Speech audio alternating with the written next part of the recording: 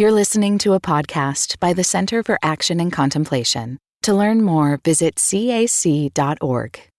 Friends, welcome back to the Everything Belongs podcast with Father Richard Rohr. Each season, we've explored an aspect of Richard's deep teachings, usually focusing on one of his books. So far, we've looked at Falling Upward, we've looked at Eager to Love, and last season, we looked at Richard's latest book, The Tears of Things.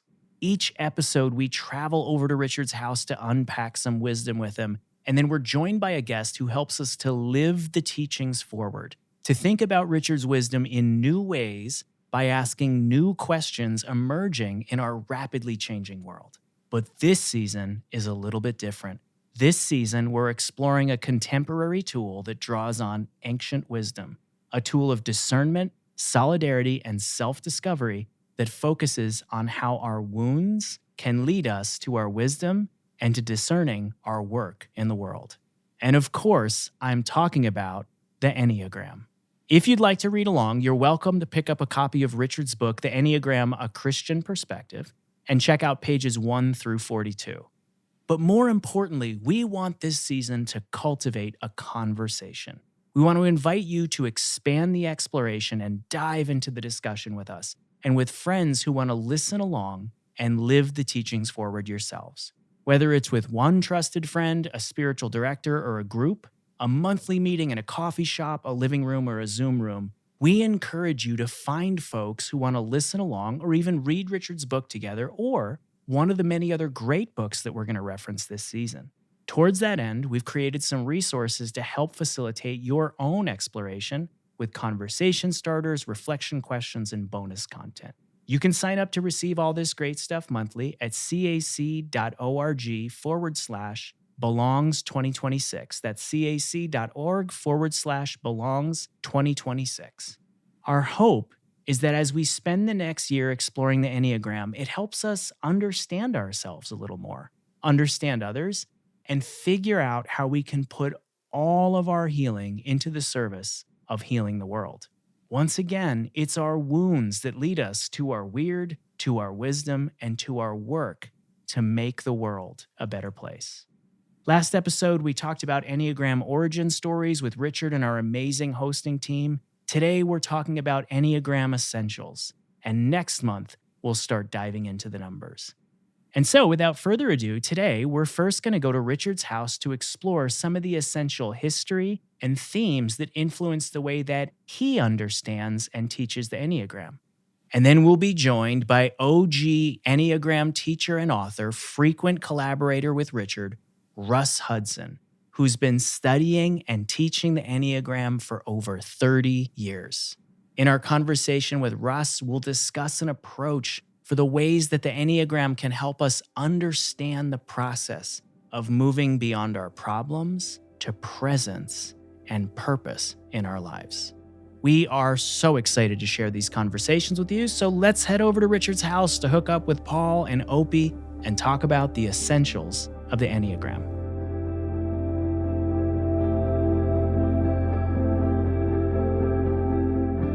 From the Center for Action and Contemplation, I'm Mike Petro. I'm Paul Swanson. I'm Carmen Acevedo Butcher. I'm Cassidy Hall. And I'm Drew Jackson. And this is Everything Belongs.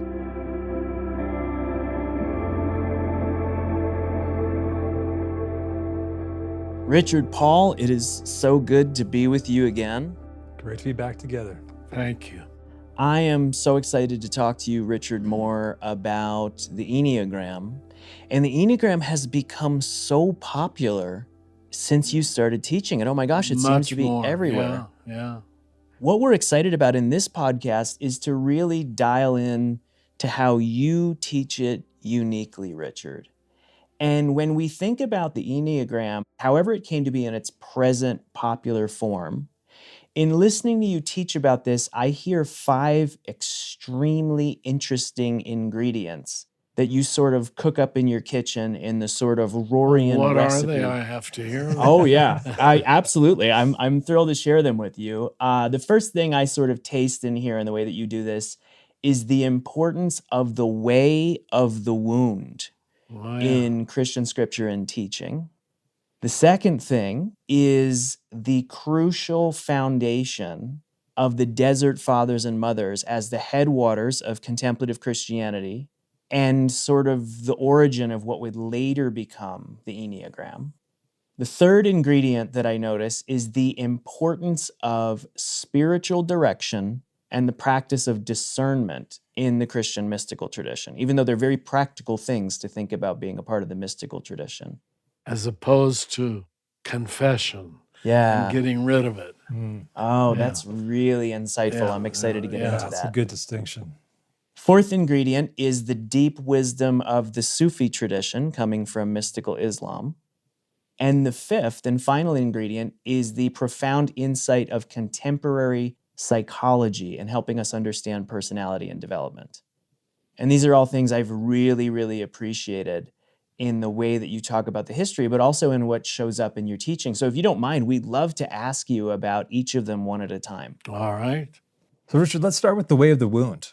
You mentioned this in some of your online teachings on the Enneagram and the audio teachings. Why is this idea, this way of the wound, or the wound of the way, so central to Christian teaching and the Enneagram? We're fortunate that the world of the Enneagram emerged in the early 70s to some degree simultaneously with the emergence of 12-step spirituality. The transferring from guilt to shame, recognizing what we're dealing with is not something we easily recognize or even feel guilty about. It's what we're trapped inside of, and doesn't deserve shaming a person, but deserves recognition. We confessed our sins as little Catholic boys, thinking now they're gone. That implies the whole notion of punishment and reward and forgiveness. Whereas the way of the wound recognizes this is something I'm wounded by, so much so that I can't see it. You impute guilt, you suffer shame. And both the 12-step program and the Enneagram transferred our attention to the suffering of shame. Like when I could still see the place on Mitchell Avenue in Cincinnati. When I was driving home from my spiritual director appointment at Xavier University, and it hit me, my God, he's been talking about me when he talks about a one. That's what I am. That's why I did everything. How come I couldn't see it with such clarity? It's nothing I choose about which I should feel guilty. It's something imprisoning. It's something that I don't know how to change. It's who I am. I went back to my office and just began to journalize about why I am a one. And the feeling that emerged as I'm doing that was shame of that. Why did I not see this? And there's no point in confessing it to get rid of the reward punishment thing. It's you suffer it and it enlightens you, liberates you. It frees you not to really change. I'm sorry to say that the energy is still there, but now you have a handle on it. You suffer it. You commit a sin. You suffer a wound. Wow. And the more you suffer it, the more it nuances you and enlightens you. Now at my old age, I'm glad I know it without being able to get rid of it. It keeps you humbly wounded. It's such a gift, though, to realize that your wound and your gift are so closely Very good. connected. I didn't develop that. Go ahead, say it. Well, no, just that's the insight. You said once that you wished you'd used the word sin a little bit less in the book that Yes. you wrote. And I wonder about swapping the word sin for wound sometimes when I read it. So you say God makes use of our sins, and I wonder, could you just say God makes use of our wounds? Woundedness, yes. Thus, every gift we get excessively fixated on paradoxically becomes our sin. Our gift and our sin are two sides of the same coin. Could we also read that as Every gift that we get excessively fixated on paradoxically becomes our wound. Our gift and our wound are two sides of the same coin. We stop looking for sinners so we can localize and impute fault, whereas that whole game falls apart with the Enneagrammatic understanding of sin. But I think I used the word sin even in my first book on the Enneagram, simply because the word is so dominant in the Old and New Testament. And we've all, Catholic and Protestant and Orthodox, grown up with it without a great deal of help in overcoming sin, I might add. It just trapped us in guilt. What's coming up for me is you talk about the swapping of wound and sin. Richard, you had mentioned the 12 steps kind of growing in popularity, particularly around the Enneagram popularization Yes. as well. And thinking about the way, just step one and the powerlessness of that. And there's something that's very similar when you accept the powerlessness of whatever your Enneagram type is. That's right. Very good. And it feels like the wound language helps one move through how to actually deal with whatever your type is, or in the case of 12 steps, whatever your addiction is as well.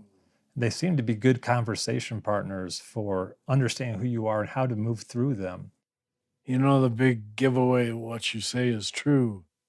And you both know the scriptures. So is there any story in the four Gospels of someone running to Jesus saying, "Forgive my sins"?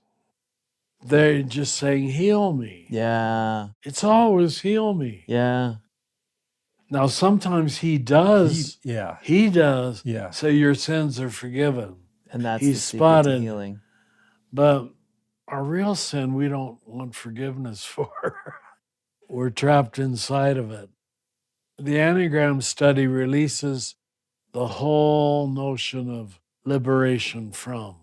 It's always go, your faith has healed you. It will surprise no one that this reminds me of something in the teaching of Origen, but he talked about this idea of health bestowing wounds. We've talked about this before. What he said is that if we stayed with our wounds, he talks about this in his commentary on the Song of Songs, that they become health bestowing wounds, and each wound eventually leads its own unique type of wisdom. They lead us to our unique wisdom, which shows us our work to do in the world. But you've got to stay with the wound to get there. And that's hard work if you don't have love for it. Because it never stops. Here I am 50 years later from when I first learned it, and I'm still recognizing new ways, new exciting ways. I'm a one. Well, it seems without that sense of belonging to the economy of grace, it just becomes a self-referential work. To get rid of my guilt so I can get a reward. That reward punishment scenario just has to be let go of, because it keeps the whole thing in a self-serving circle. I'm really excited in this season to get into not only the wounds, but also the gifts of each of the numbers with you.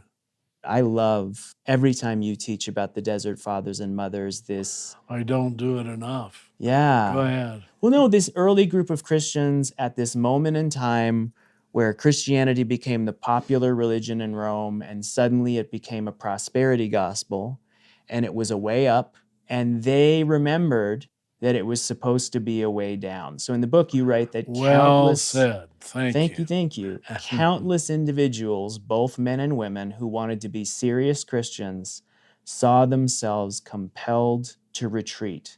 So they withdrew from the urban centers into the wilderness in order to live in small communities or hermitages. They renounced marriage, worldly goods, secular activities, so as to find peace of the heart, or Hezekiah. Richard, for people listening who may not even know who the Desert Fathers and Mothers are, who are they and why are they important? They're the people after 313 and Constantine began the process of declaring the Roman Empire Christian. That's the best way to say it. Just started. They recognized the lie, the imperial nature, the win-lose nature of this new version of Christianity, and that we'd found a new way to win. They wanted to make sure the path of descent was never lost. I mean, look what's happening in America right now. The prosperity gospel has morphed into a cult of white nationalism, almost without apology. Whenever you're localizing it somewhere else other than your sin, you know you're into imperial Christianity, Well, your own sin. that makes sense, because then if God blesses the righteous, then we can claim our righteousness as the source of our privilege and not the fact that we happen to be those in power. Very good. And you notice when that happens, the morality of the righteous tends to look like the things that are easiest for the people that are in power. Right. How well said, yes. It is wild to realize that this was something that happened, and you've taught the Desert Fathers and Mothers as the origin of the contemplative tradition, and to Really? realize that Well, all these centuries we're here again. the prophets and Jesus Of are course. the origin, Yes. but they practiced it more than they clearly taught it. Okay. Uh, So, ironically, from this movement out into the desert of all these folks who sought to take the path down, to do their spiritual work, to follow Jesus, we get this sort of early psychology of spiritual transformation in the Desert Fathers, Mothers, and you say especially Evagrius. I For think folks so. who don't know that, who's Evagrius and why is Evagrius important? Evagrius was a Syrian deacon. He died in 399. I don't know if we know his birth date. And he wrote a book called the Practicos, Practicals of Prayer. And he rather clearly, it's immense insight, comes up with 8 disguises of evil in his Practicos. All of them are there except what we call the 6, fear. Isn't that telling? Because most cultures are bound by fear. I always related to Evagrius because he was this young, up and coming, hotshot theologian, and it said he Oh. loved clothing and good food. Huh. And what happened was I remember he was in Constantinople, he's in one of the big metropolitan areas, and he ended up having an affair with a nobleman's wife, if I remember the story correctly. And then something came to him in a dream and was like, you need to get out of town before you get dead.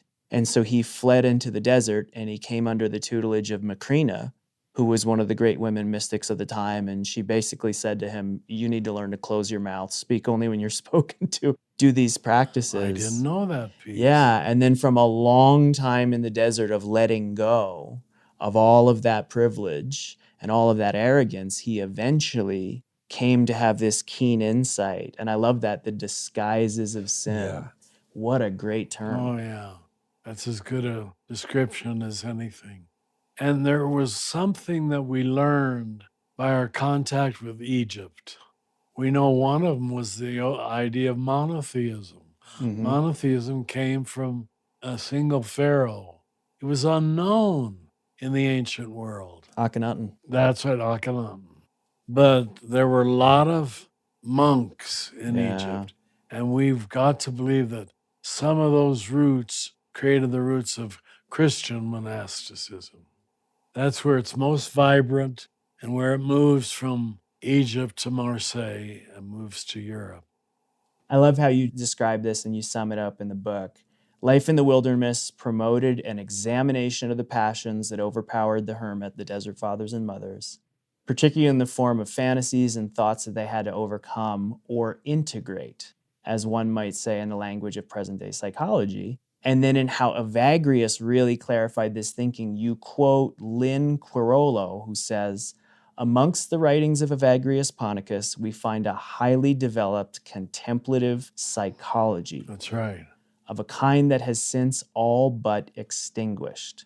The writings of Evagrius and the Desert Fathers are an inspiration for seekers in a technologically intelligent but spiritually dark age. They can open our heart and our understanding for those greater possibilities that are hidden in each one of us. It's great.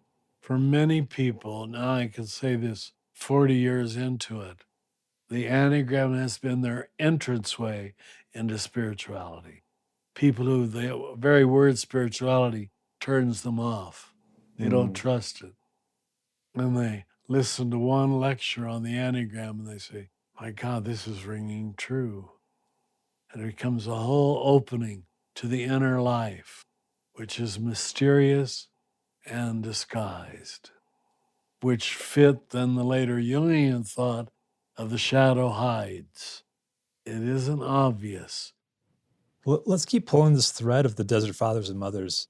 One thing that was so apparent in their way of life was this sense of Ammas and Abbas. There's these kind of holy teachers that younger novices or apprentices would go seek a word from. And yes, that's right. language that we use today is around spiritual direction and discernment. And of course, these practices are central to monastic and the mystical branches of Christianity. And all of these are included in the ingredients of the way that you teach the Enneagram. Can we just start with, for anyone who doesn't know, what is spiritual direction? It's a relationship with an elder. It has to be someone who's walked the journey a little longer or farther than you have. So it's not just a chatty conversation with a friend. It has to be somehow an elder. They call it a father or a mother in the desert. That is based in how one is actually relating to the notion of God, not your psychological wound, but your spiritual wound. How do you relate to God? How do you talk to God? And sometimes it's shock to even ask that of modern secular people because they don't. They don't relate to God. That's what we're dealing with now. But historically, it's God-centered therapy, talk therapy, as opposed to psyche-centered. We've learned so much from psychology, so I don't want to put it down, but it still keeps it localized inside of this Richard psyche, Richard's childhood wounds, Richard's mothering and fathering, Richard's American culture, whatever it might be. It's small. Whereas the Enneagram is, how do you relate to the infinite? Can you relate to the infinite? How do you relate to wonder, to mystery, to suffering, to joy? Are those even relatable? You know? So a good spiritual director keeps asking questions that make you know that those are real issues that you're living out of, whether you know it or not. With this in mind, this God-centered therapy as spiritual direction, how do you see the Enneagram as a tool, as a practical tool within spiritual direction? It gives you a language for God talk, let's call it that for some reason in the modern era people trust. They don't think you're laying religion on them. At least most people don't. It allows you to talk about mystery. It allows you to talk about the hidden nature of good and evil. That's where you're going to discover jewels. Jesus says to become as little children. When we look at something like the Enneagram, we are touching into a lot of the childlike places in our heart and some of our early childhood wounds. And I think if that's not done with skill and love, it could become very harmful. And I think, not to push too fine of a point on it, but I appreciate, Richard, even the gentle playfulness sometimes with which you'll nudge Paul and I to growth. And I wonder Really? how much, that place of love needs to be there to use a tool like this well in spiritual direction, and coming from a God-centered place and not a psyche-centered place, to know that you're loved even in your sin or your woundedness. Jesus must mean something like that when he says, unless you become like a little child. What is he talking about? It has to be in that direction. And in the presence of a good father, good mother, you become a little child in their presence. You can expose yourself vulnerably and know you will not be abused, used, accused. Because a lot of people never got received, never got noticed, never got looked at, never got affirmed in who they are in all of its uniqueness.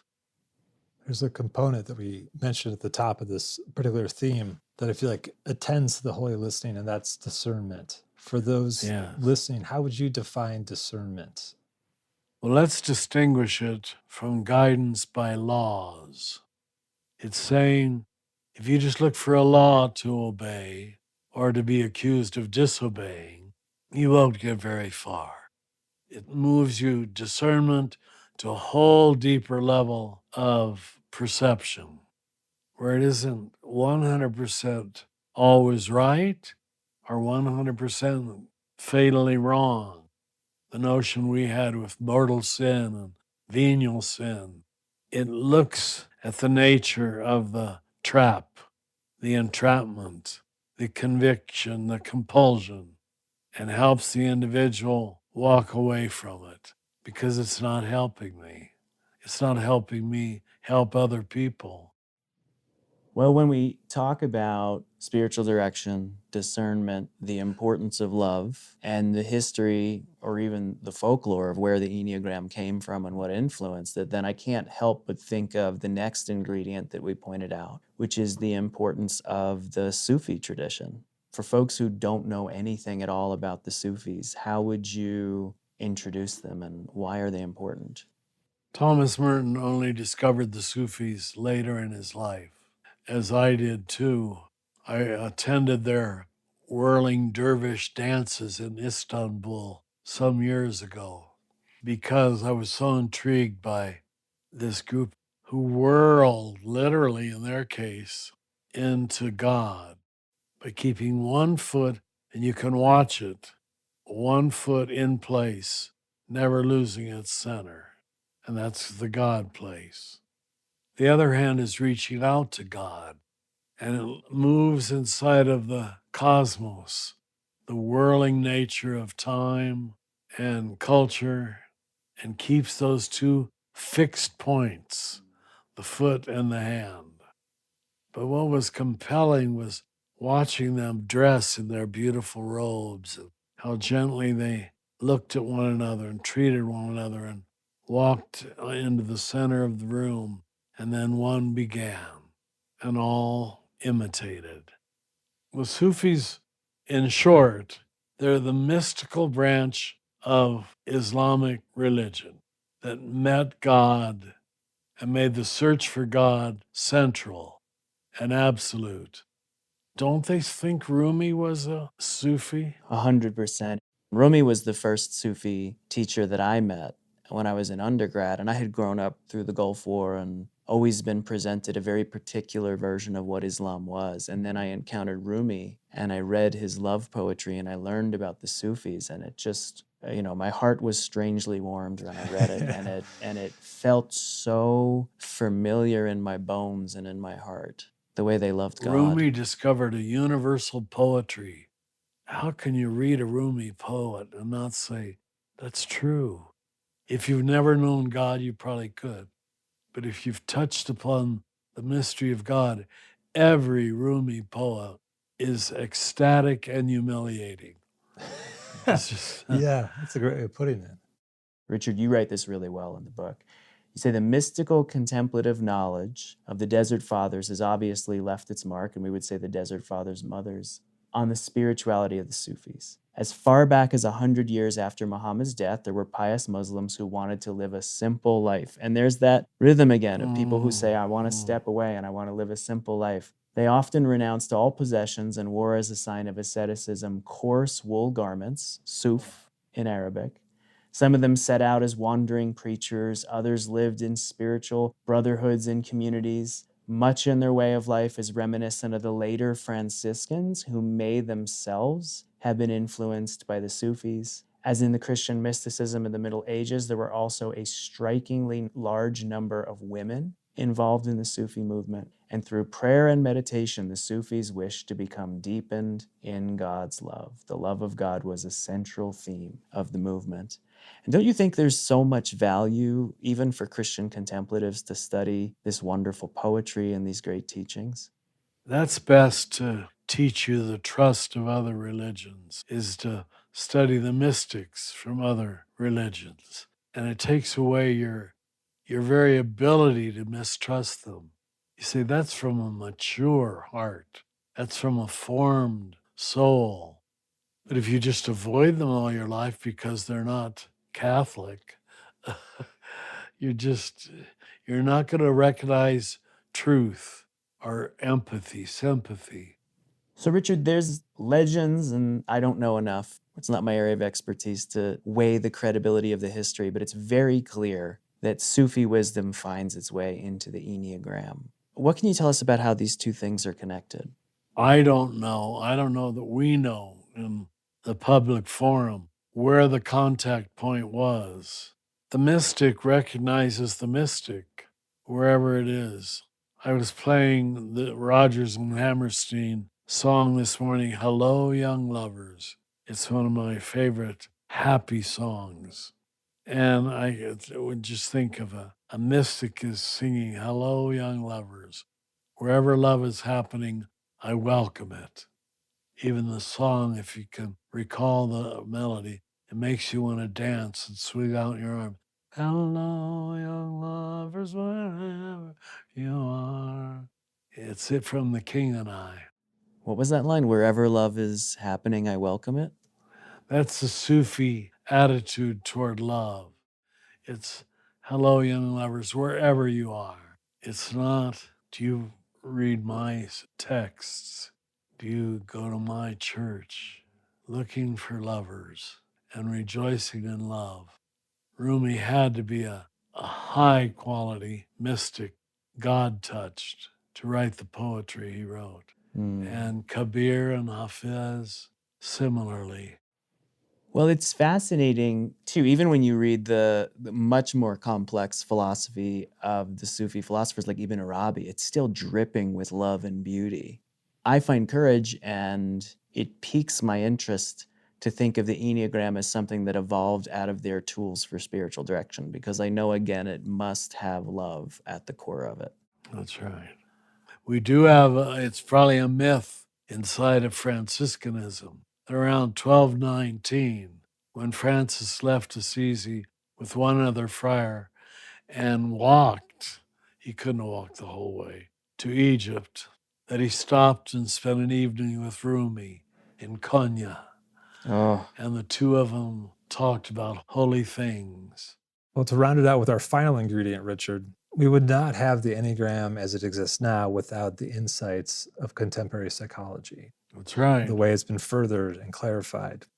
And of course, you draw upon psychology in your teachings from Carl Jung and Gerald May, your friend and contemplative psychologist. You've talked about trauma and neuroscience. How has psychology helped you in your journey and shaped how you think about personality and development? Good psychology tells you there are some facets of the human person that are rather universally available.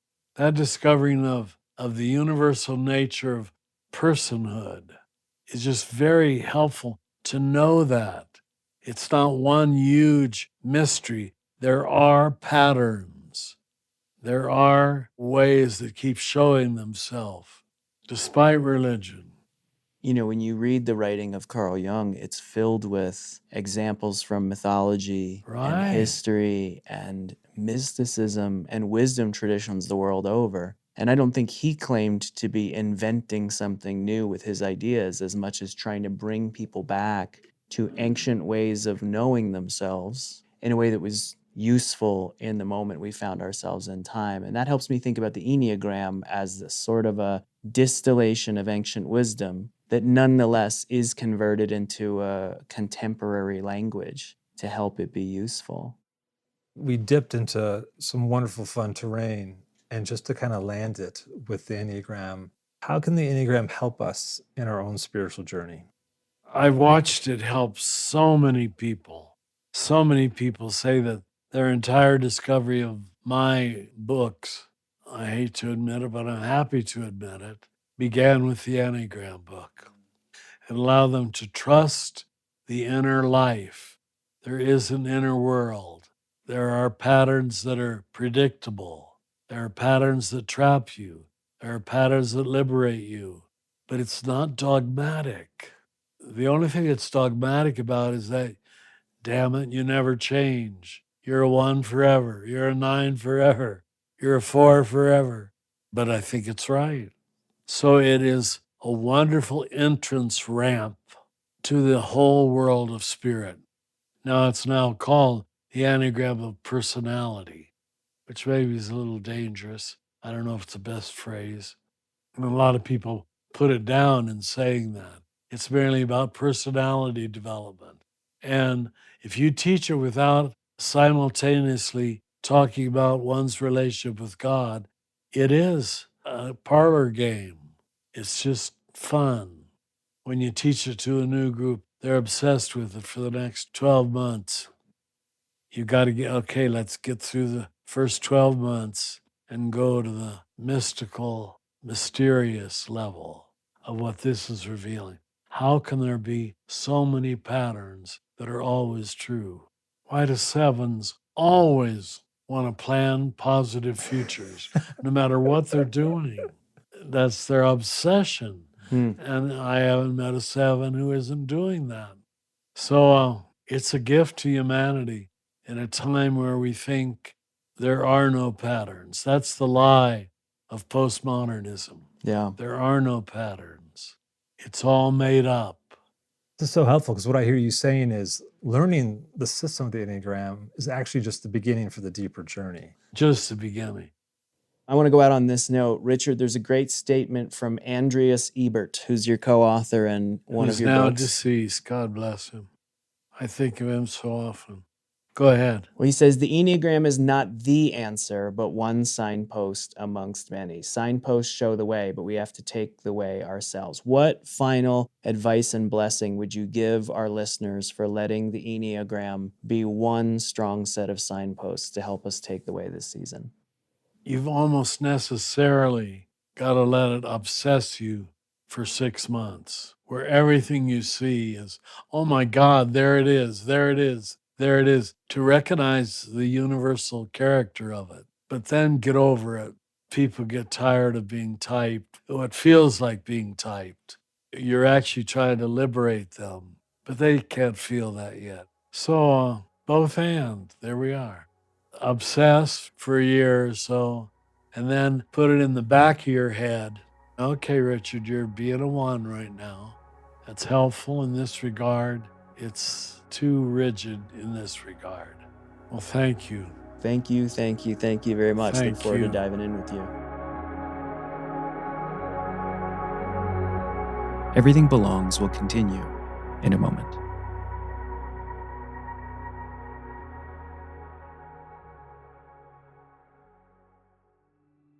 How can you embrace the prophetic path? Explore that question in our online course, The Tiers of Things, Integrating the Prophetic Path, based on Father Richard Rohr's best-selling book of the same name. In this self-paced online course, you'll take a deep dive into concepts like radical grace, collective evil, and the alchemy of tears. We hope you'll join us. Learn more at cac.org/tears course. That's cac.org/TEARSCOURSE.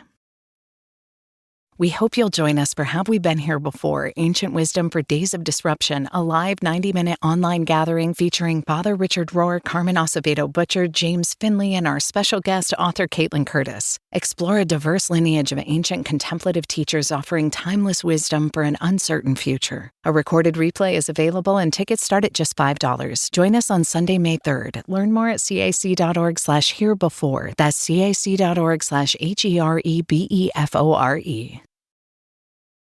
The Divine Exchange online course from the Center for Action and Contemplation is back and better than ever. This is now a self-paced course featuring live calls with CAC's team. Spiritual seekers will explore the Christian wisdom tradition through contemplative practice, reflection, and embodiment, guided by the teachings of Cynthia Bourgeot. Learn more and enroll at cac.org/divine. That's cac.org/DIVINE.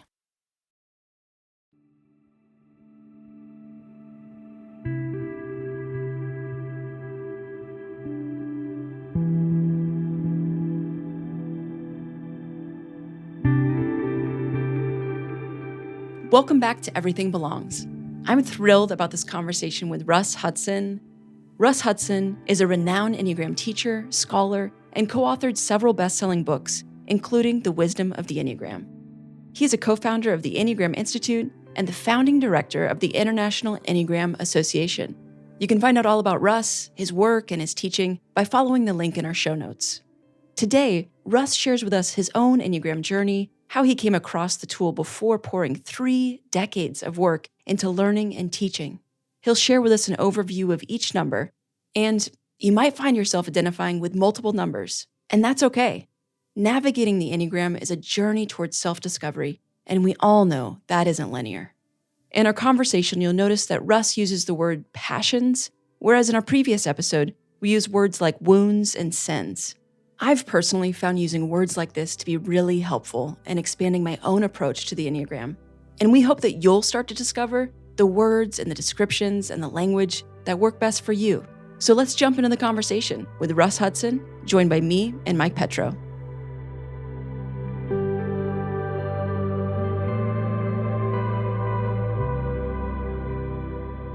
Oh my gosh, Russ, welcome to the Everything Belongs podcast. We are so excited to have you here with us. Thank you for making the time to talk with us today about the Enneagram.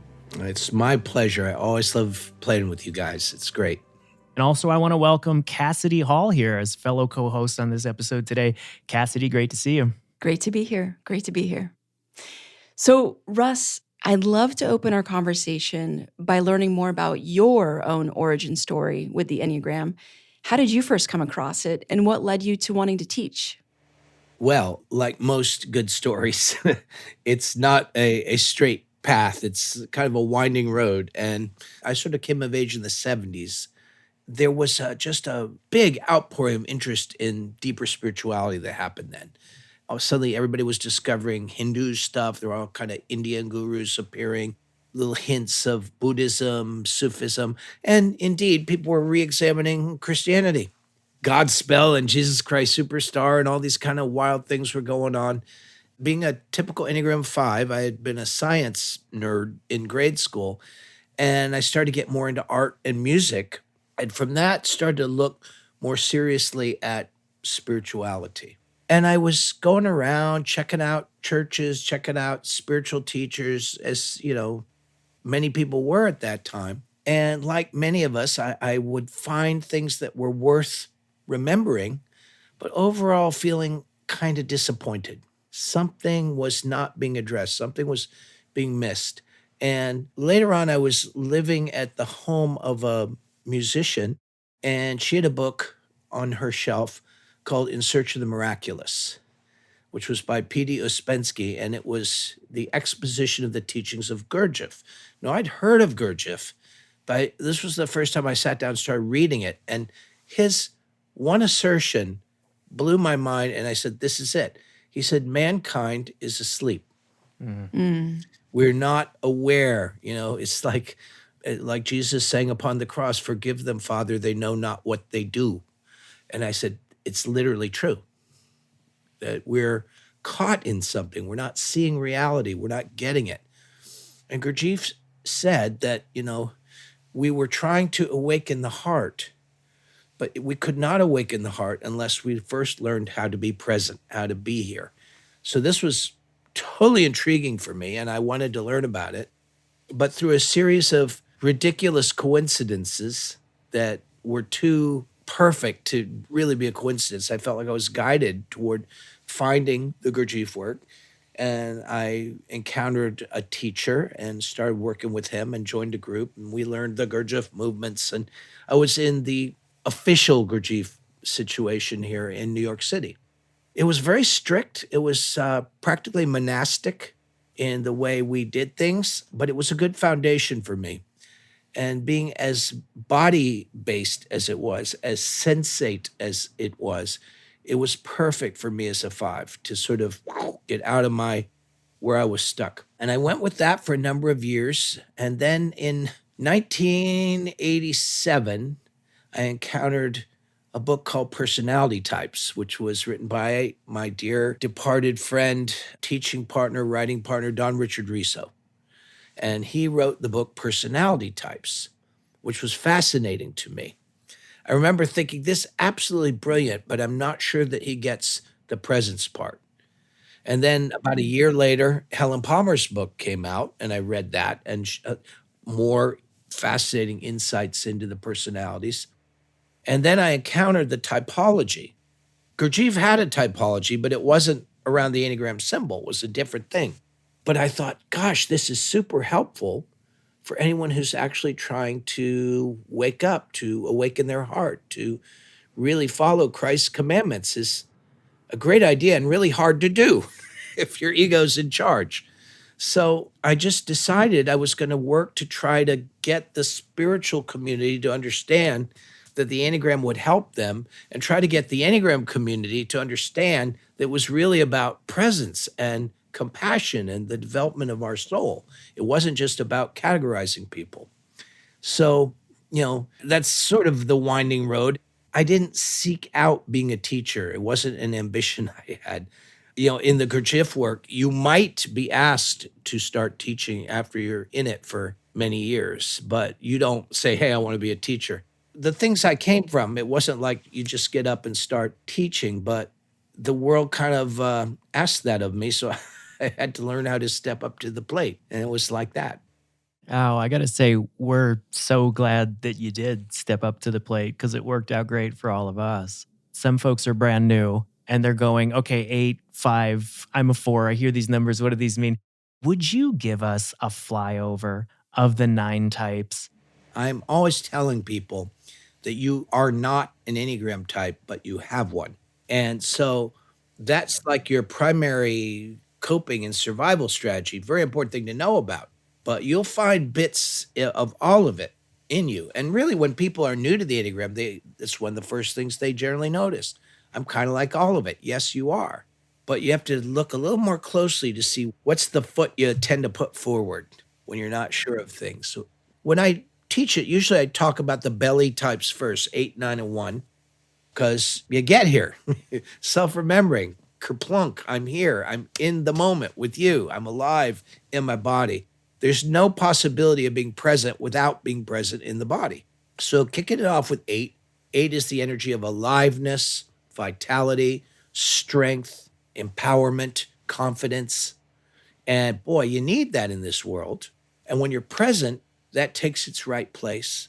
And you are that. And it comes through with a good dose of love and care for others and for the world. When we're not so present, the ego gets a hold of that and turns it into kind of control issues. I've got to be the boss. I got to be in control. I've got to decide what happens with the money. We're going to go here, not there. And I get kind of bossy and controlling, and it can spiral into really troublesome and problematic places left unchecked. And that's true of all of them. You can see the beautiful side of it, but as we lose presence and get more fear-based, it turns into things that aren't so attractive. But again, part of our inner work is to see, yep, I do that. Honesty, right? Which is a value for point 8.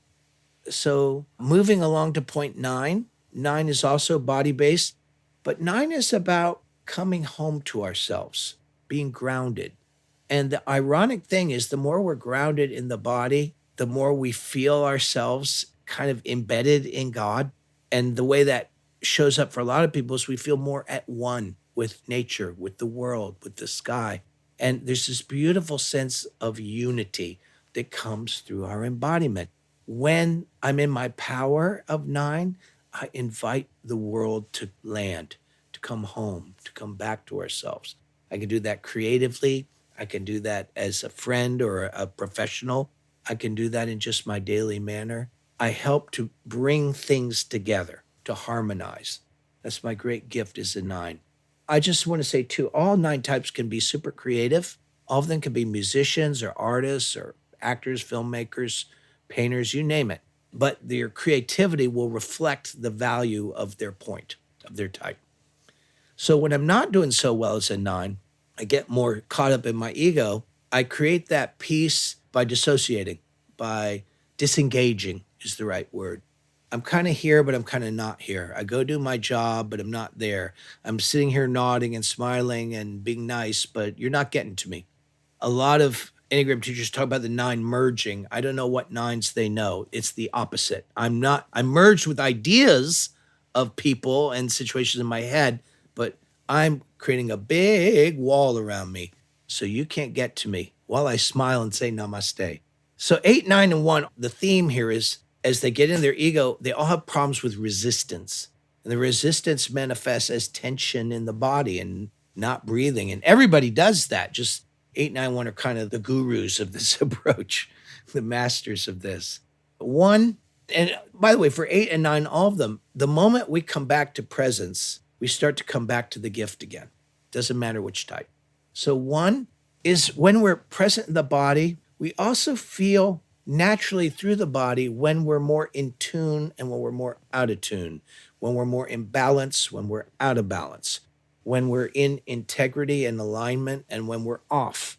And it's a felt sense thing. When you see people who've really done a lot of inner work, genuinely spiritual people, they walk and move with a certain grace and awareness of how they're manifesting. And that manifests also in a sense of balance and what I call wisdom of right action. Like ones really want to know what's the best way to live? What's the best way to operate? How do I serve something higher? And even when ones are not religious, they still have this idea that there are values that we all ought to be living with. And so when they're healthy, they're also beautiful at communicating that and sharing that and inviting people. Let's play in the higher ground, shall we? We can do that. And when we're not so healthy, we get kind of frustrated, impatient, and indignant that everybody's screwing up, including me. And nobody's measuring up, nobody's meeting the standards. And I'm kind of going around with this kind of slow burn residual anger and frustration at this lousy condition that humans are in. Can't we do better than this? And the kindness kind of gets hidden. And, I may still have a good idea of what to do, but I'm not communicating it anymore in a way that people are going to respond to it. They're mostly going to notice I'm angry at them or judging them. That doesn't help. So that's those 3. Then we've got the heart triad, the 2, 3, and 4. This doesn't mean they've got more heart than other people, and 8, 9, 1 doesn't mean they've got more body than other. What would that even mean? It just means their main gift and their main psychological issues are around that center. So kick it off. 2, when we're present in the heart, our heart is naturally generous.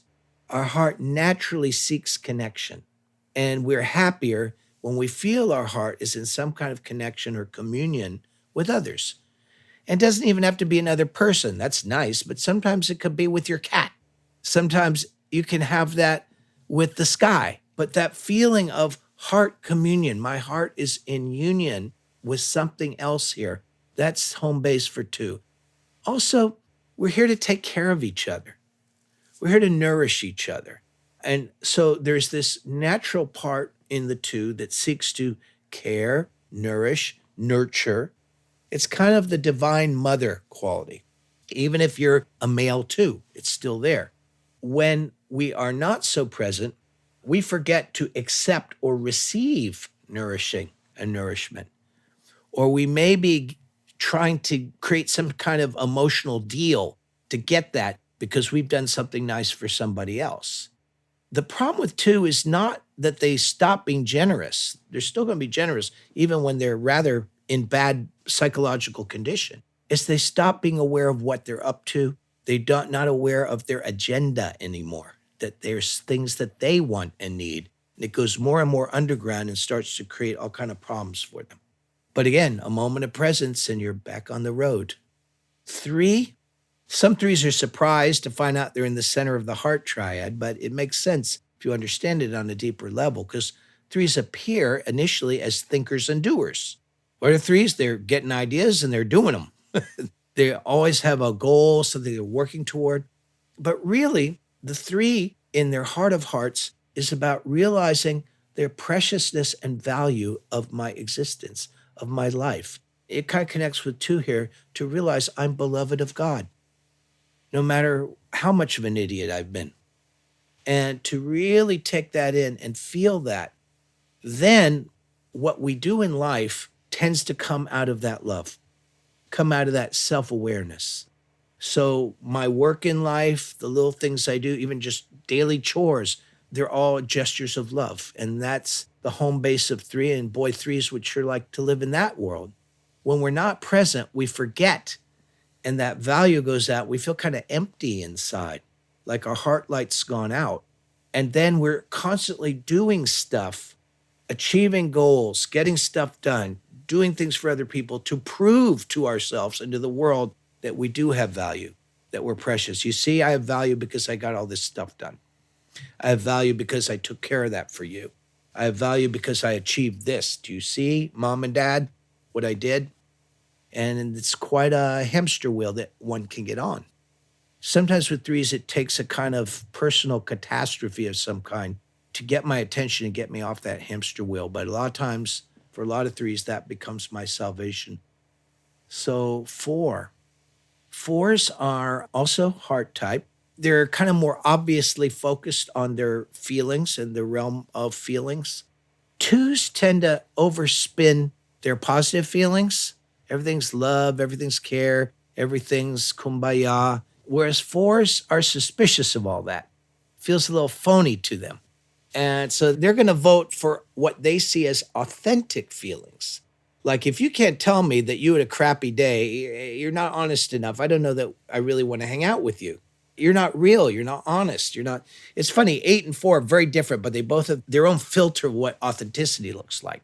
What's beautiful about 4 is about a thing we learn through the heart, which is what we are in reality, our true identity, which is infinitely mysterious and deep and profound. And the closer you get to it, the more all your ideas kind of dissolve. It's sort of, as we approach our identity, we're also approaching our identity in God, and therefore we're also approaching God. And the whole mystery of that makes sense. You start to understand why in Judaism you can't say the name of God. These things that you learn, suddenly, oh, that's why they came up with that. But you're learning it from the inside out. When you are closer to the true identity, everything seems more beautiful. And beauty doesn't mean I like it or I don't like it. When beauty gets mixed up with like and dislike, it becomes taste, and that's a sign we're stuck in the ego of 4. But really, you start to realize the world is an expression of beauty. Gee, I'm an expression of beauty. You're an expression of beauty. And that's where I want to be. And that's my heaven as a 4. When I'm not so present, I think depth is stirring up difficult feelings, talking about my feelings, getting people to see what's going on in me, and sometimes not being so interested in what's going on in the other person. I become kind of overly self-focused, and I'm trying to create an identity that I can believe in through how I'm different from people, by what I like and don't like, by the story I have about my history. There's a lot of ways egos do that, but as a 4, I become very focused on those things because it's, again, the poor ego trying to make up for the main thing, which is the true identity, and can't get there except through presence. Again, we get back in body, heart, and mind, true identity starts revealing itself. So 5, 6, and 7 are head center, and they have to do with issues of trust, faith in traditional language. What can I trust? What can I believe in? What's safe and what's not safe? I used to joke, 5, everything out there is not safe, so I'm going to go inward. And 7 says, everything in there could be scary, so I'm going to go outward. And 6 says, darn, they're both scary. I'll just have to be on a shuttle between the two. But, we have to have a laugh about it because it helps. Head center's capacity to realize, to recognize that moment of, aha, I get it now. But beyond just having knowledge, if you go deeper into the head center, it is the ability to recognize what's true, real, relevant, what illuminates the universe we're living in.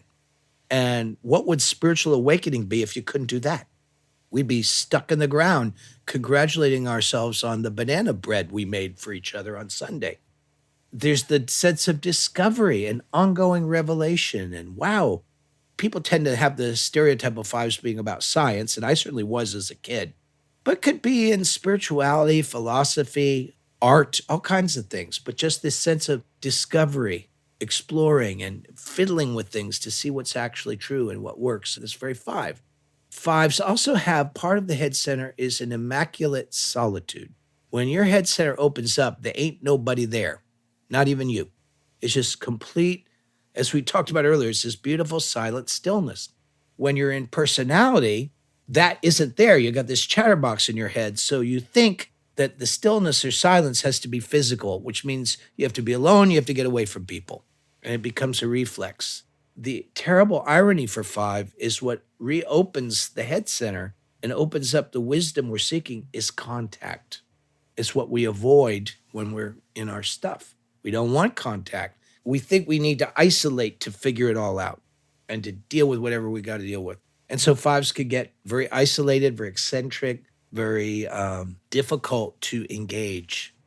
And again, that can go to very problematic levels left unchecked. Six, I think one of the types that gets most misunderstood, partially because I don't think sixes are not the best at revealing what's going on in them in a certain level. But I also think because the early authors just weren't getting certain key things. Six is about the awakeness of mind. Being awake is the whole thing. We're trying to wake up. Do what? Awakeness. And so the awakeness of mind, the alertness, the vivid, crisp attention, being mindful. We use that term cheaply nowadays. But mindfulness means being rested into the moment in such a way that my attention is taking in everything around me, inside and out, like this field of awake attention. That's the home base of six. And from that, five is kind of about what's real and what isn't, what's true and isn't. Six is more about what should I do? Should I go forward? Should I hold back?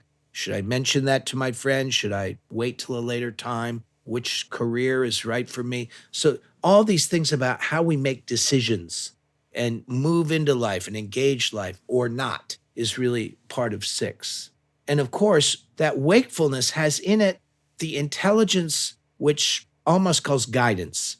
5, 6, and 7 are all about guidance, where you just kind of know without question, this is what needs to happen. This is what I'm doing. It's nothing figured out. You just know. And when you have that, you can live your life courageously and do what you got to do in life and take care of the people you love. And sixes do that in all kinds of ways. I can't imagine any kind of career that you wouldn't find a six in. On the other hand, when I'm not, that confidence of knowing is, I can't find it. So I'm constantly trying to figure everything out. What if I do this? What if I do that? But on the other hand, but that person said that. And I read Eckhart Tolle said this. And Richard Rohr said that. Oh my God, what should I do? And you overthink it. And so we talk with six about phobia and counterphobia. When you're overthinking it, you're hesitating. That's what we call phobia. When you just say, enough of this nonsense, I'm just going to do something, that's counterphobia. I'm just going to jump out of this plane right now and I'm going to do my bungee jump. I'm going to go tell that boss off finally. He needs to hear a few words from me. That's counterphobia, which is different from courage, as we'll see. There's so much more to say about all this, but just to give you a little flavor. So sixes at their best have that awakeness. When they're not, they're second guessing themselves. They can be too cautious or sometimes too reckless. They are more nervous, antsy, and reactive. It spirals into being kind of suspicious and even paranoid if you go too far with it. So 7, our last one. When we're in touch with our true mind, it has no limits. It's completely open-ended. It's just an endless field of awareness. And this was the big surprise for this 5. You feel a causeless happiness when you find your home. When you start to realize yourself as presence, as you remember yourself, you come home as the 9. You're with your value as the 3. You are back in the sense of guidance as the 6. There is just this sense of causeless positivity.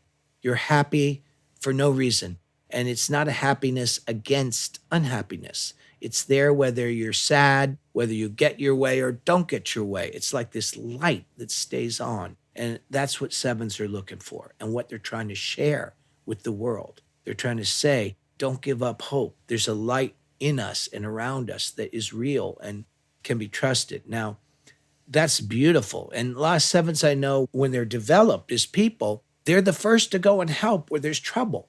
I know sevens who work in hospice or work with ALS patients. I know sevens who rushed into natural disasters. And because they have learned that the positivity isn't real if it's afraid of the darkness.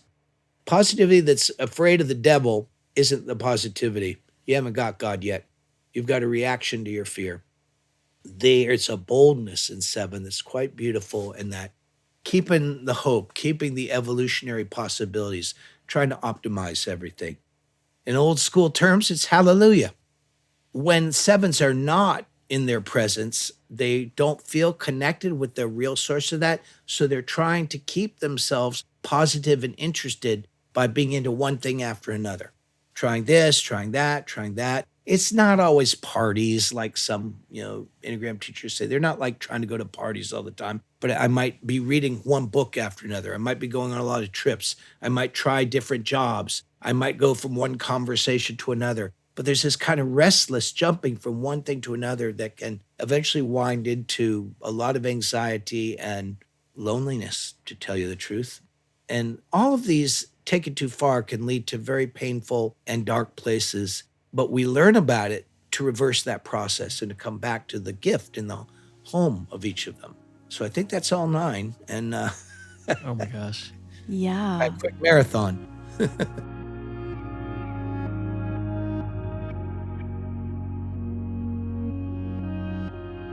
I just want to comment what a gift it was to hear you talk about all the numbers with I and we statements, and the way that just makes me eager, and I'm sure our listeners eager, to keep studying the Enneagram and to keep navigating not only our particular number, but also the wholeness of who we are and how we can see ourselves in all of the numbers. I'm really glad you caught that. It's a way I've tried to do it, particularly when I'm talking about the difficult stuff.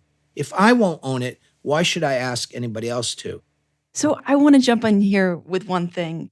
I wonder if you might have any stories from your life that you might be willing to share about how the Enneagram helped you maybe increase your compassion for or understanding of someone much different than you.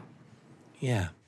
I would say that it helped me understand my parents and how they saw things very differently than me. Sometimes we realize that people are not the way we would prefer them to be.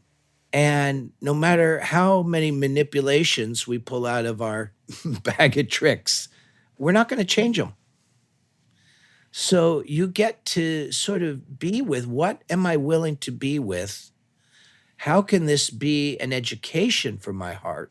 And when is it time to me to realize that what I'm hoping for in this particular interaction is not going to come about the way I want it to? And to me, those are signals of a mature heart. Those would mean that what we call the virtues in the Enneagram are starting to work on me. People think I'm going around diagnosing people all the time. And I think you go through a kind of Enneagram adolescence where you do that. It's a fun thing to do. But at a certain point, you realize front and center, the main purpose of it is for me to get out of my own way, for me to clear the filters, to be here as much as possible in my life, and with whoever I happen to be with. And to see my ego patterns not as who I am or as some kind of lame excuse for my bad behavior, but to see compassionately, I keep forgetting myself. And when I do, I'm reduced to this set of reactions. And then it's just a matter of chance whether my reactions are going to line up with somebody else's. But I have the opportunity through grace to remember myself, and in remembering myself, something other than just my Enneagram pattern becomes available. Oh my gosh, I appreciate that so much. Richard loves this idea that he sort of borrows from James Hillman, that if we don't mythologize our pain, we'll pathologize it. And I have to tell you, I worry that we might be living in a time where pathology has become our culture's mythology. People over-identify with their problems. And so from this cultural moment, the Enneagram could feel like just another diagnosis. And while that makes me nervous, I know the Enneagram is a tool that helps us deal with problems.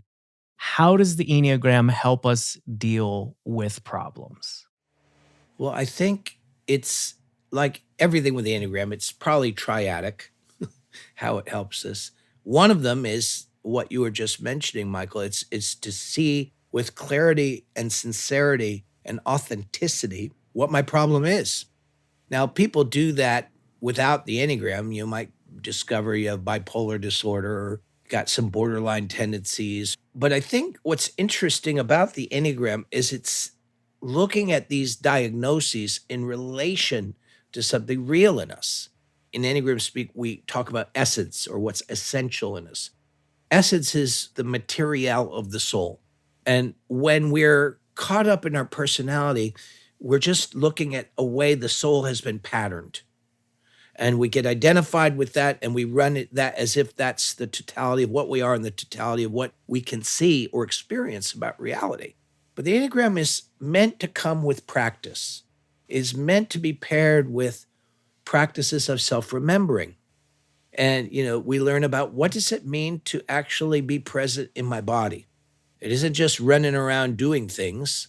And what does it mean to be present in my heart? It doesn't mean being a slave to all my emotional reactions. And what does it mean to be present in my mind? We have to first see what it is to not be present, not be here, to recognize the patterns and the way they sit in my body, in my emotions, in my mind. And that's not a quickie thing. Once you start to see it, it starts to have what my Gurdjieff teacher used to say is the hot dog factor. He told this hilarious story of how when he was a young guy in the Gurdjieff work, he would leave his job and he had just a short time to get to the Gurdjieff Foundation for movements classes and whatever else responsibilities he had. And he would stop by Nathan's Hot Dogs in Times Square and grab a hot dog and go. He says, and that worked for quite some time until one day, he said he tasted the hot dog. And he tasted how it'd been sitting in that water all day and the chemicals in it. And he actually had an impression of it. And it's like that with tasting what we usually acquiesce to, what we give our soul over to. And when one day you wake up and suddenly something rises in the heart and says, you know what? I don't want to just be that anymore. I want to open to something else. That's one thing Gurdjieff said, the presencing gives us the ability to notice what we're caught in. But then the heart comes in, not initially as love, love, love. That would be great if it did. But usually it's ouch, ouch, ouch first. As part of, you really think about it, that is a big part of the Christian message. It's not taking on some new pain. It's coming to terms with the pain I've already been in. And finally allowing it to be sacrificed, made sacred, offered up. And the passions of the Enneagram types, and this is where, Richard and I used to talk about this quite a lot. The passions are not bad habits. They're the core of suffering created by our separation from God. And as long as we're identified with our ego pattern, which is inevitable, we all go through that, it kind of almost needs to happen, but the cost is huge. And it remains in our heart as a core of our suffering that drives most of our compulsive behaviors. But when you stop, when you refrain, when you hold in the moment, both the wish to be real and seeing also what we give ourselves up to, and grace comes in and starts to heal the suffering that we've been in. We can't do it ourselves. It's really about being present with our problem, to use Richard's language, sufficiently to allow it, to offer it up to God, to Christ, to grace. And in that lies our possibility. But there's no possibility as long as we're making our ego pattern into God, which is what most people do. Talking about false idols. It's not the stone ones out there that are the problem. It's so helpful. When I was younger, I had an older Irish mentor, and I can't do justice to his accent, but he would throw these pithy maxims at me. And he always used to say to me, just remember, Michael, the pain that you can feel is the only pain that you can heal. I internalized that as, well, this is going to show me what my mission in life is. And it probably, but the imminence of what he was telling me, that you have to feel something, you have to get in touch with your pain, you have to become aware of your wound before it can be healed. I imagine that takes a lot of humor and humility to do so. Yes. It is the feeling, yes, but it's also the embodied sensation. In my experience, when we come up against an emotional issue, we're usually doing it in some kind of relationship with our head center. Our head center brings the fixation of our type, which is a management system. It's how we manage the pain of our passion.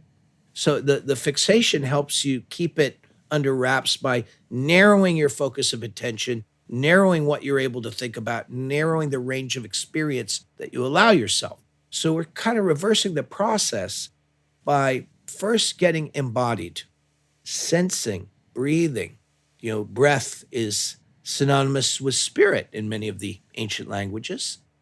Richard used to, he had so many quotes I love. One of them he used to say is, how did the religion that is about the incarnation of God become so anti-body? And I said, yeah, that's the thing. It was a shocker for me because like a lot of us, I was trying to transcend, get the heck out of here. This world, oh my God, let's fly into some nice pastel reality. But that isn't it. That's just dissociation.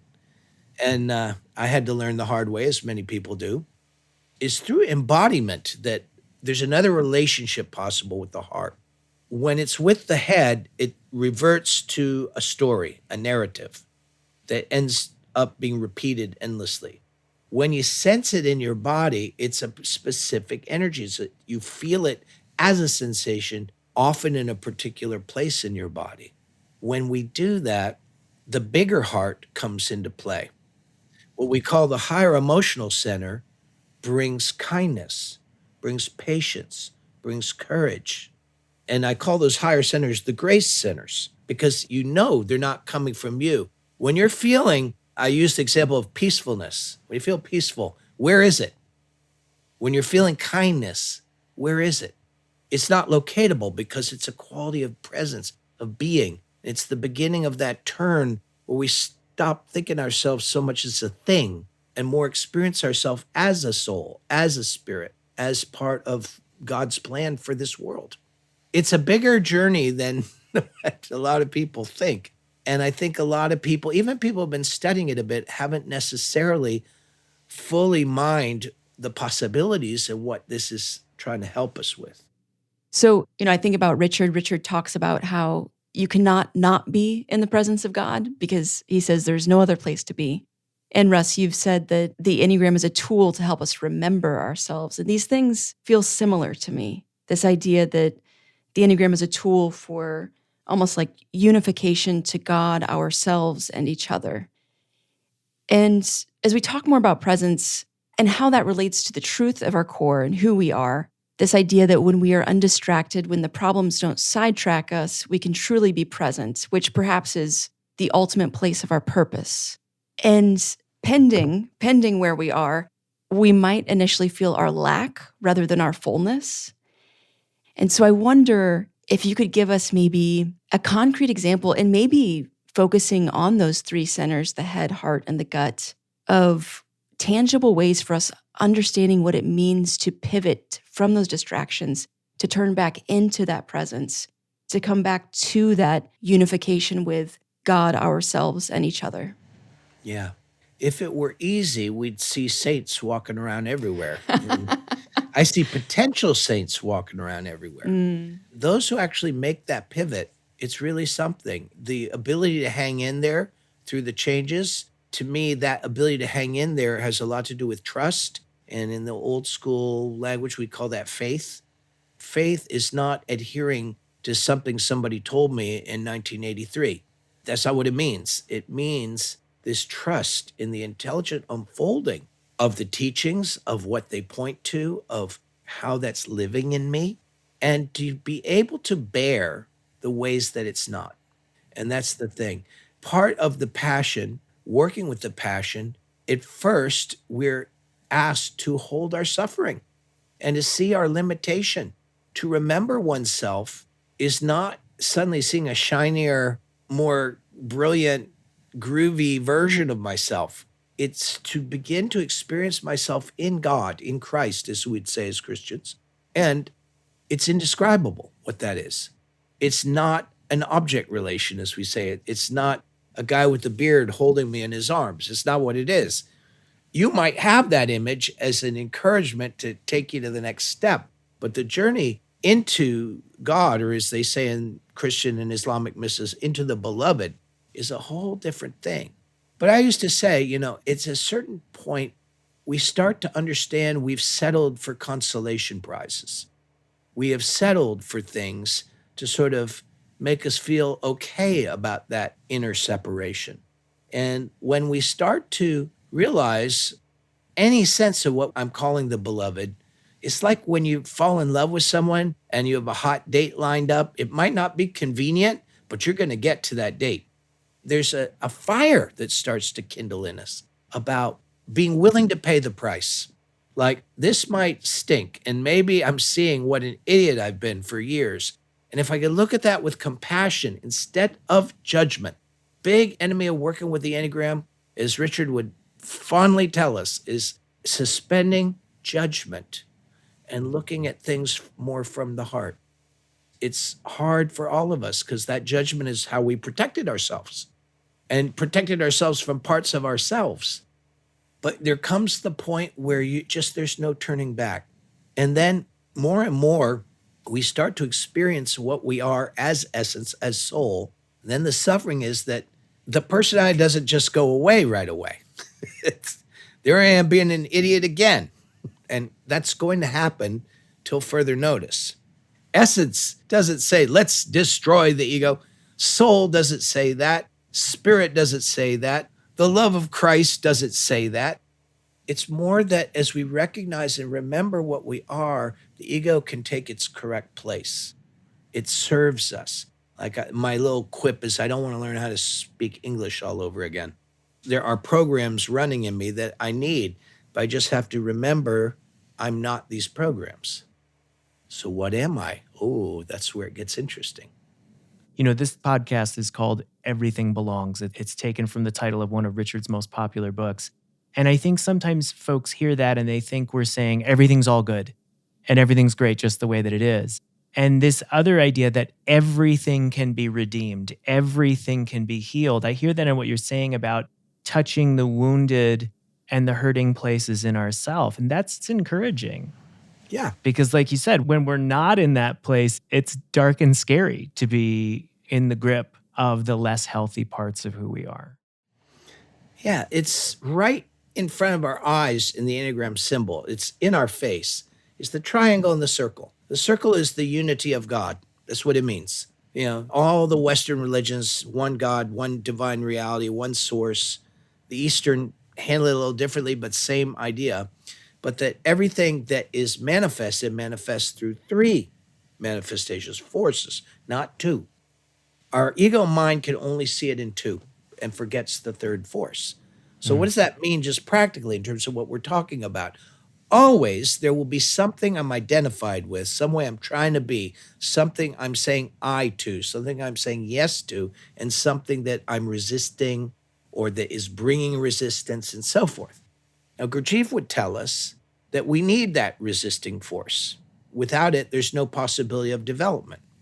And anything that is manifested becomes the particularity that it is because of what it's not.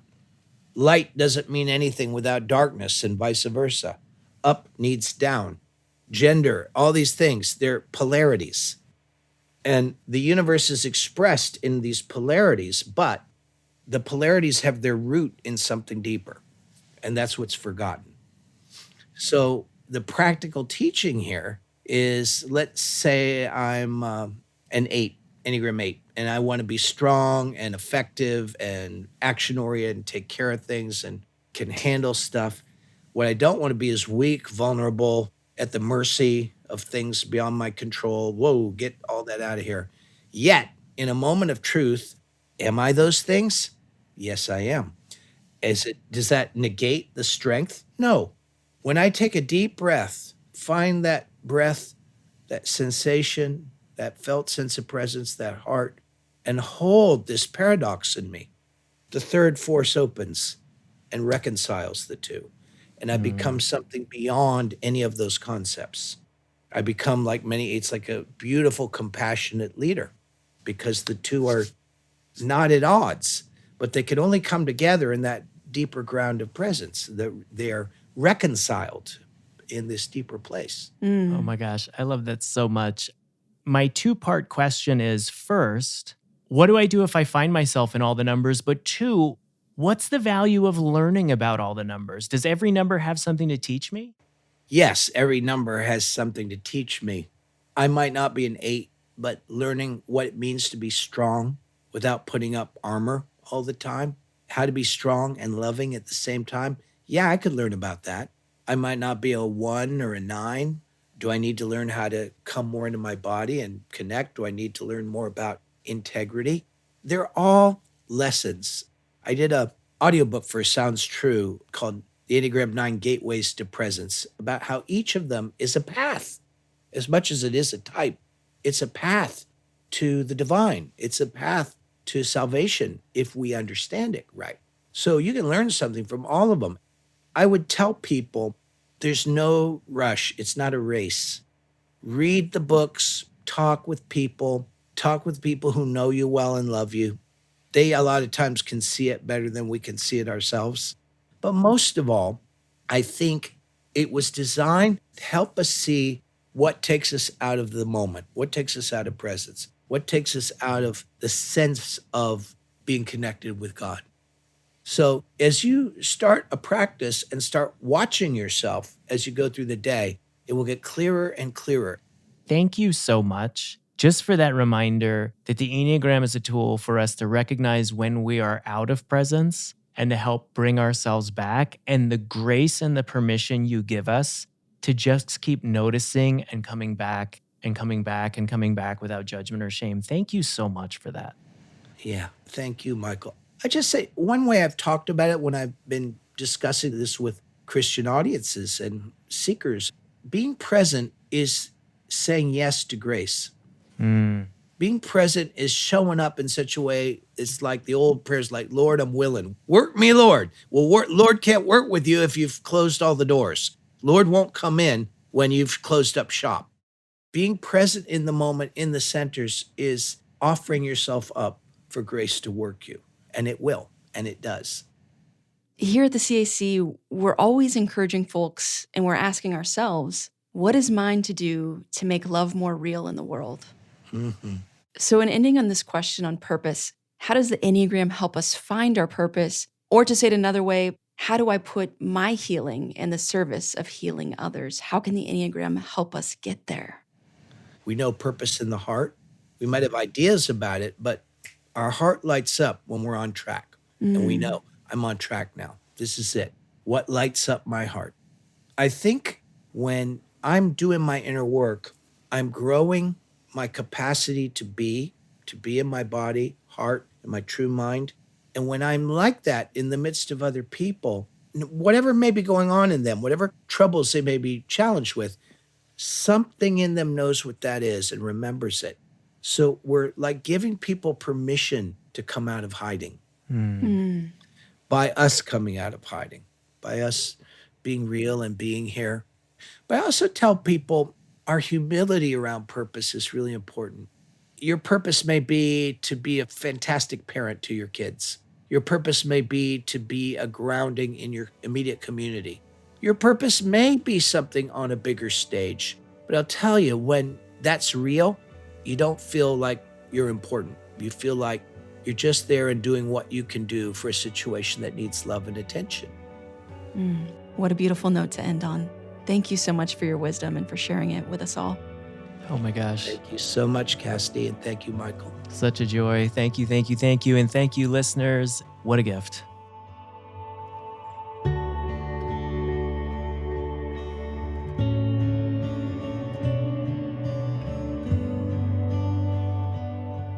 Practice, presence, and purpose. Mike, I just loved these conversations. What a tool we are getting to explore together.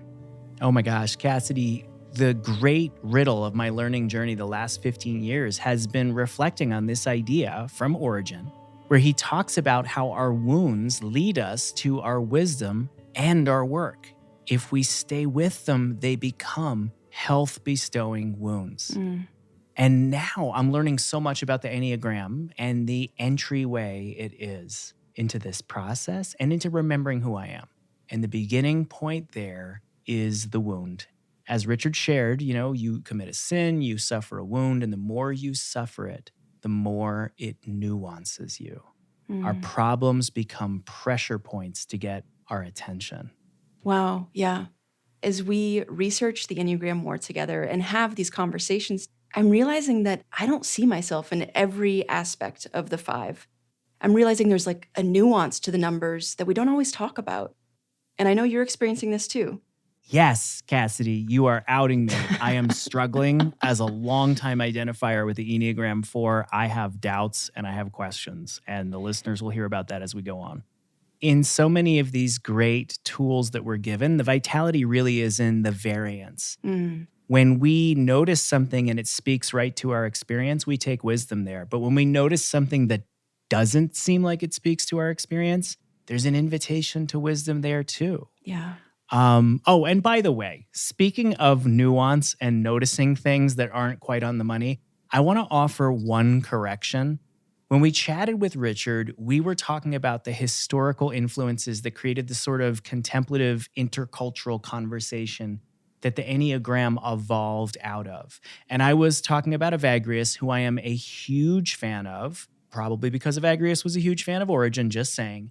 And I said that Evagrius studied with Macrina, but actually it was Melania the Elder. My bad, I'm so sorry. For all of you out there who are Evagrius superfans like me, I apologize for getting that one wrong. All right, well, since you mentioned Evagrius and Melania, it's always so interesting to me to connect contemporary tools or practices to ancient sources. So for instance, should we think that they were busy in the monastery somewhere developing the Enneagram as we know it now? Or are we more talking about the ways in which connective tissue or things like values and ideas from the ancient world impact our practices and tools in our spiritual lives today? Oh my gosh, that is a great question. And I think you could talk to a dozen Enneagram teachers and they would all answer it differently. Yeah. I think about this all the time as a Jungian.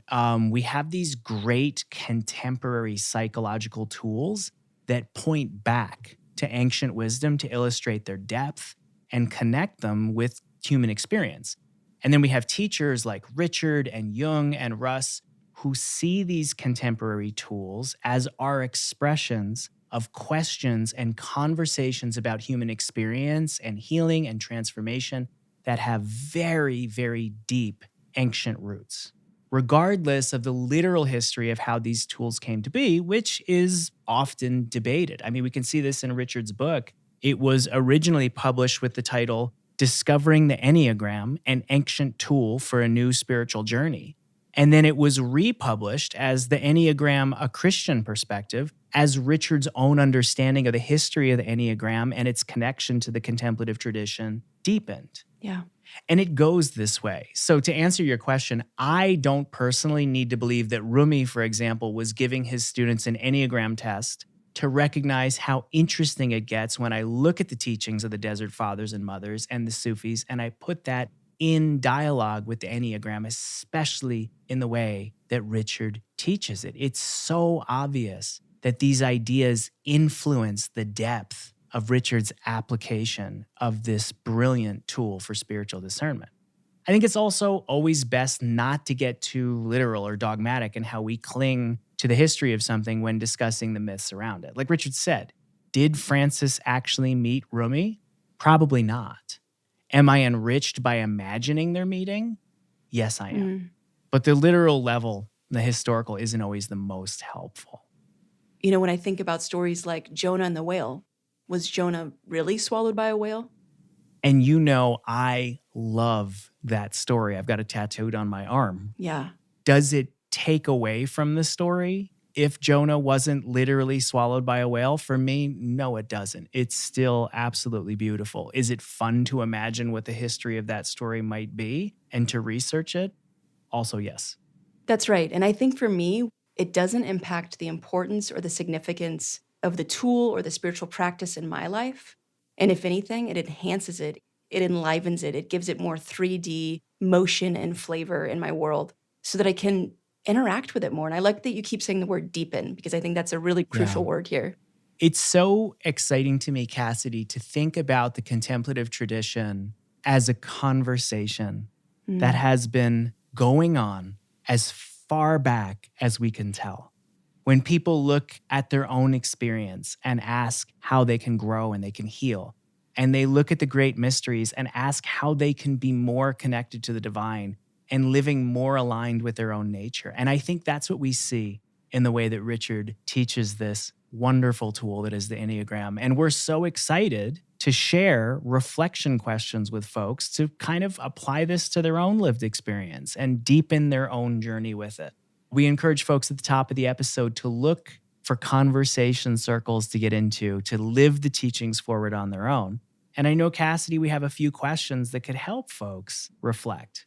That's right. And as a head type, it's so important for me to think about these things, to really digest and metabolize, again, make this come alive, make this more 3D in my world.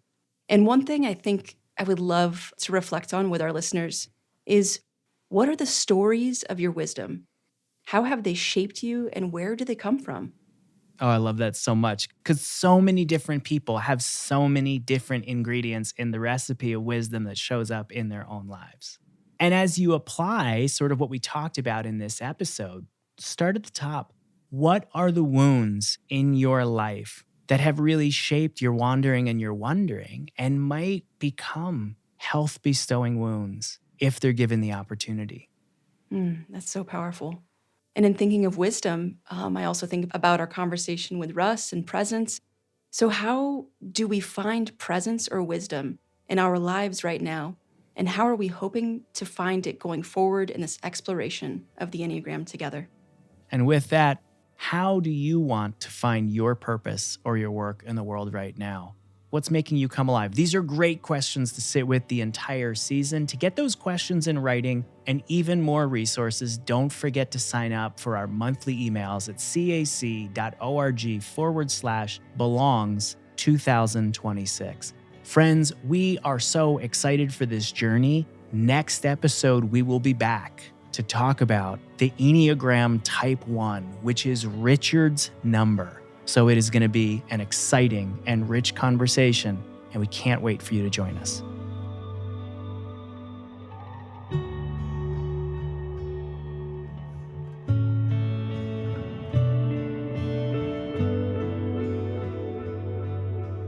Thanks for listening to this podcast by the Center for Action and Contemplation, an educational nonprofit that introduces seekers to the contemplative Christian path of transformation.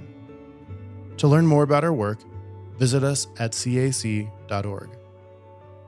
Everything Belongs is made possible thanks to the generosity of our supporters and the shared work of Mike Petro, Paul Swanson, Drew Jackson, Carmen Acevedo Butcher, Jenna Kuiper, Izzy Spitz, Megan Hare, Sarah Palmer, Dorothy Abrams, Brandon Strange, Vanessa Yee, Cassidy Hall, and me, Corey Wayne. The music you hear is composed and provided by our friends Hammock. And we'd also like to thank Sound On Studios for all of their work in post-production. From the high desert of New Mexico, we wish you peace and every good.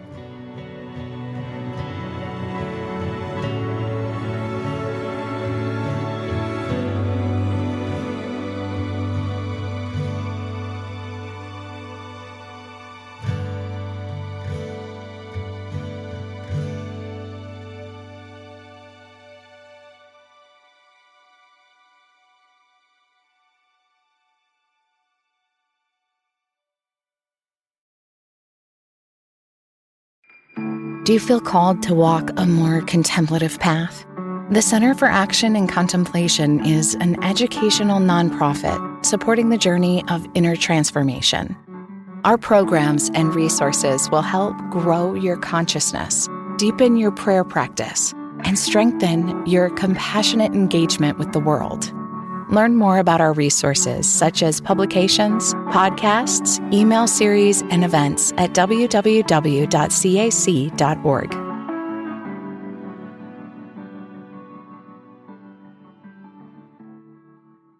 Want to go even deeper into the teachings of Father Richard Rohr? Subscribe to our free daily meditations to receive spiritual and contemplative wisdom in your email inbox each morning. In 2026, our daily meditations theme is Good News for a Fractured World. Learn more about this theme and subscribe at cac.org/daily26. That's cac.org/DAILY26.